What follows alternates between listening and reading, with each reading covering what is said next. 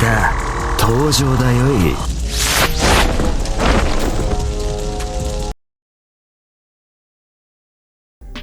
Selamat pagi Mina.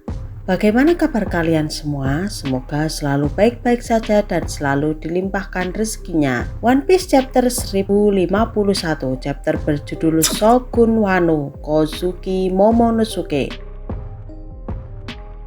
Tentunya judul ini merujuk pada salah satu pemimpin baru yang nantinya akan membawa negeri Wano ini menjadi tentram, dimana setelah diguningkan kekuasaan Orde Baru Orochi dan Kaido setelah 20 tahun lamanya, kini klan Kozuki kembali mengambil alih poros pemerintahan di negeri Wano, mengenang cita-cita Oden yang mulia, dan kini akhirnya putranya yang akan memimpin negeri ini. Dia adalah Kozuki Momonosuke. Dalam chapter kali ini kita masih melanjutkan sampul cover perjalanan tanpa emosi Germa 66. Terlihat mereka berempat sudah bersiap untuk cabut dari Pulau Coklat. Yahoo Mina, lanjut kita masuk ke pembahasan chapter 1051. Tanpa ghosting lagi, siapkan kopimu, mari kita arungi.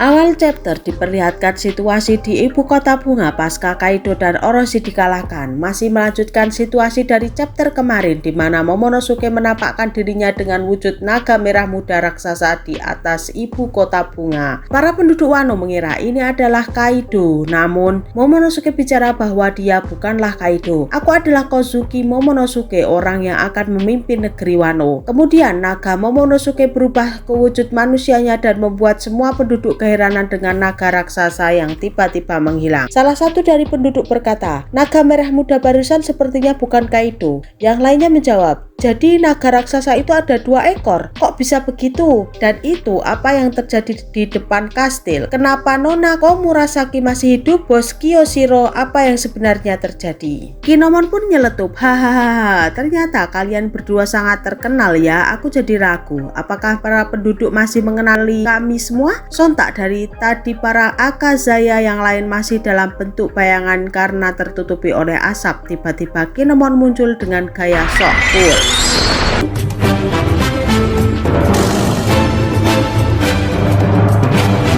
Sontak kemunculan Kinemon ini membuat para penduduk menjadi kaget. Warga sekitar bicara, haha, Tuan Kinemon, bagaimana bisa? Bukankah Anda sudah mati saat kebakaran kastil Oden 20 tahun yang lalu?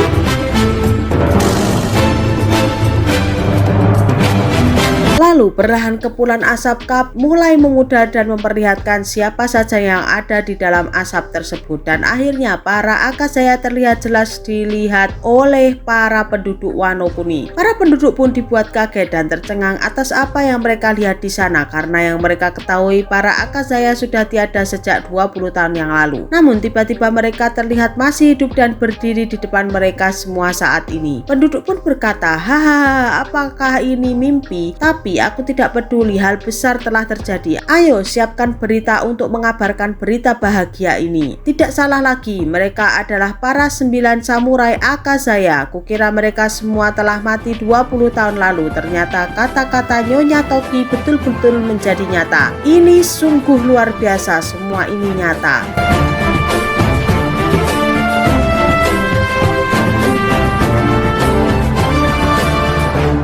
Lalu panel berikutnya memperlihatkan situasi di beberapa wilayah di Wano Kuni. Wilayah tersebut adalah Ringo, Hakumai, Kibi, Kuri, Udon, Ebiso, dan Kuri. Terlihat beberapa situasi di sana di mana para penduduk di masing-masing wilayah sedang menyaksikan cuplikan berita terbaru mengenai situasi Wano Kuni saat ini yang langsung disiarkan dari pusat ibu kota bunga.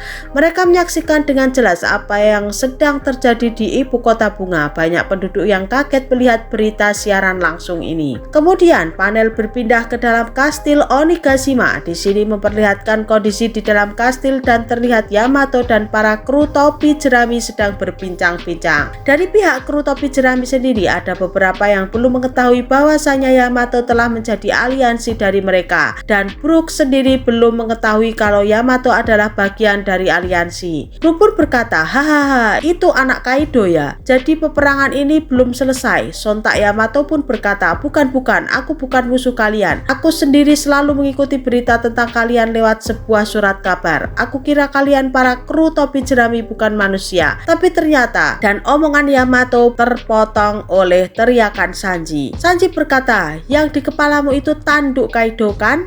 Sontak Yamato dengan gaya coolnya dengan lantang berkata, pokoknya sekarang aku akan ikut di kapal kalian. Namaku adalah Kozuki Oden alias Yamete. Salam kenal. Yamet Udashi, Yamet Udashi, Bang Yamet para kedasi.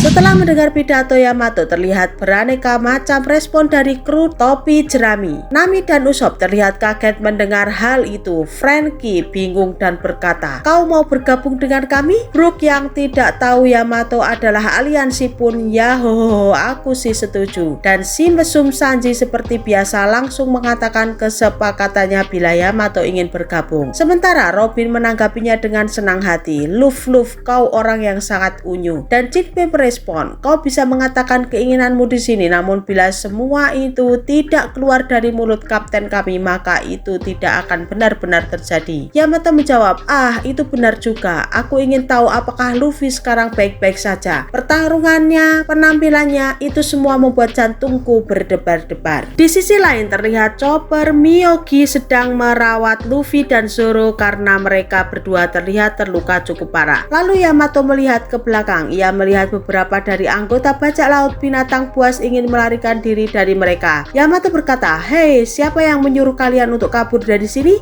Sontak para kroco terbirit-birit dan berkata, kami tidak ingin menjadi budak Tuan Yamato. Yamato terus berteriak, kalian jangan pernah coba melarikan diri dari sini ya, awas kalian semua. Panel selanjutnya memperlihatkan bahwa Jinbe masih ragu dengan Yamato, apakah dia musuh kita atau benar-benar aliansi kita. Kemudian Usopp pun bertanya-tanya, ngemeng-ngemeng mereka ini ada di pihak siapa ya? Terlihat di sana ada pengguna Smile, Gorilla, dan Jerapah. Otama pun menjelaskan semuanya. Otama menjelaskan mulai dari kemampuan buah iblis miliknya yaitu Kibi no Mi. Otama berkata, efek dari kekuatanku itu akan menghilang setelah pergantian bulan. Jadi mereka akan terkena efek Kibi no Mi sampai bulan depan. Ada hewan yang kembali normal setelah 1 bulan berlalu. Namun ada juga yang tetap menjadi sahabatku. Mereka pasti memiliki yang paling nyaman bagi kehidupan mereka sendiri. Mendengar hal itu, ada Speed yang merespon ucapan dari Otama. Speed berkata, Nona Tama, saya lebih bahagia dengan hubungan pertemanan ini. Kemudian Otama membalasnya, Speed, aku juga ingin kau tetap bersamaku, tapi bukan sebagai bawahan, melainkan seperti seorang ibu. Aku harap kau terus bisa di sisiku.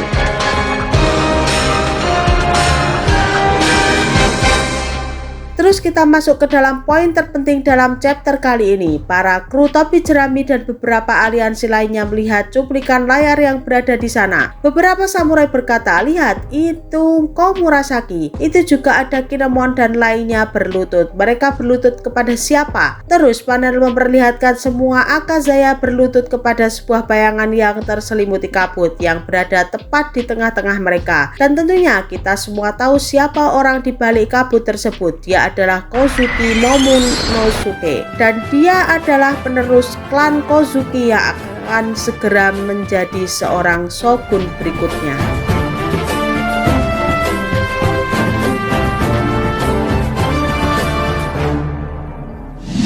Momonosuke berkata, 20 tahun telah berlalu sejak kematian ayahku yaitu Kozuki Oden. Kalian semua telah berjuang dengan luar biasa untuk bertahan hidup melalui masa-masa sulit yang begitu panjang ini. Festival api tidak akan pernah berakhir. Kalian semua bebas bergadang setiap hari tanpa harus cemas dan merasa takut. Kalian semua juga boleh minum sake sepuasnya. Kalian bisa menentukan hidup kalian sesuai dengan yang kalian inginkan. Minumlah air bersih sesuka kalian, dan pabrik-pabrik tidak akan kami izinkan membuang limbahnya sembarangan karena membuat negeri ini jadi gersang. Dan ingat, tidak ada yang namanya budak di negeri Wano Kuni. Kemudian terjadi kilas balik kecil di mana Otama sedang berjualan topi caping, di mana kondisi Wano Kuni sedang sangat mengkhawatirkan dan sangat memprihatinkan. Terlihat menawarkan beberapa topi caping kepada para samurai, namun jualan Otama tidak ada satupun yang terjual. Otama pun meminta maaf kepada Komasio Shio karena dagangannya belum ada yang terjual. Otama hanya berniat untuk membeli makanan bila ada dagangannya yang laku. Perut mereka pun berbunyi kriuk kriuk kriuk keroncongan. Tiba-tiba ada seorang pembeli yang mengagetkan mereka. Dia adalah Tenguyama Hitetsu. Hitetsu berkata, "Aku mau beli topi payungmu satu. Kau adalah anak yatim piatu. Yang sabar ya nak akan kehidupan ini. Bersabarlah karena beberapa tahun lagi akan ada para samurai tanggung yang bernama Kozuki akan kembali ke negeri ini. Lalu hari saat para pejabat dikalahkan pun akan tiba." Otama meresponnya, "Hah Kozuki, baiklah aku akan bersabar. Aku akan baik-baik saja."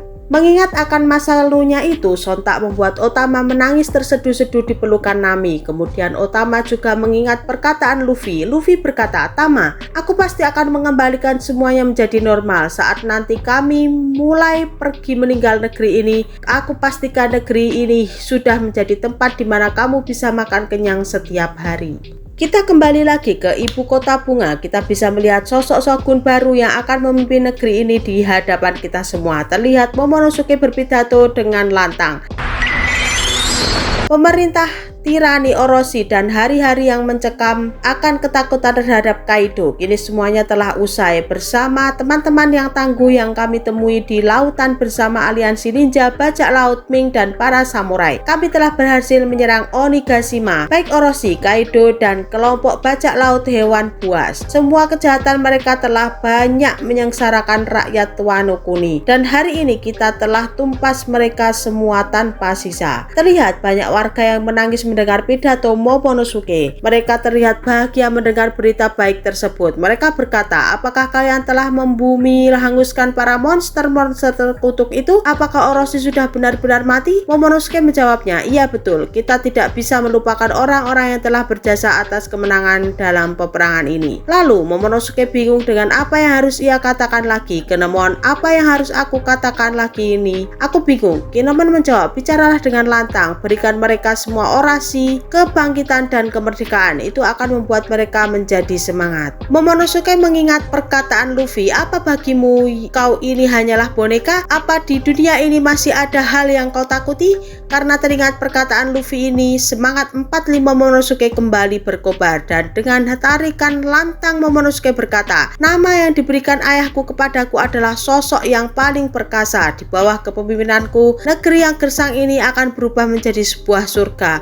Untuk mewujudkan semua itu, aku mohon bantuan kalian semua untuk bisa bekerja sama denganku. Aku telah menyeberangi waktu hingga 20 tahun demi menyelamatkan kalian semua.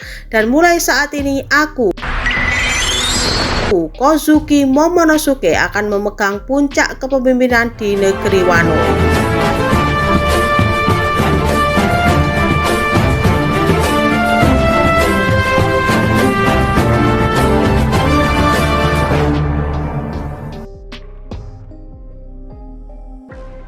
Dalam hati Momonosuke berbicara, "Ibu, aku telah menepati janjiku padamu. Ayah, aku akan menjadi seorang sepertimu. Aku akan mencapai impian yang kau dambakan." Orang-orang di sana berteriak, "Tuan Momonosuke, akhirnya keluarga Shogun yang sesungguhnya telah kembali. Kami semua telah menantikan kedatangan Anda, Tuan Momonosuke." Dan chapter ini ditutup dengan kata-kata dari narator. Sang samurai pun menyarungkan pedangnya. Kelopak bunga berguguran sambil menari-nari tertiup angin di langit masa depan. Di negeri para samurai, tampak sosok gagah seorang pria berusia 8 tahun yang memandang Sakura di malam hari. Rasa tanggung jawab serta empati yang sangat besar tersembunyi di balik kedua lengannya yang kecil. Inilah momen kelahiran Kozuki Momonosuke, Shogun negeri Wano yang namanya akan menggema luas hingga ke jauh masa depan.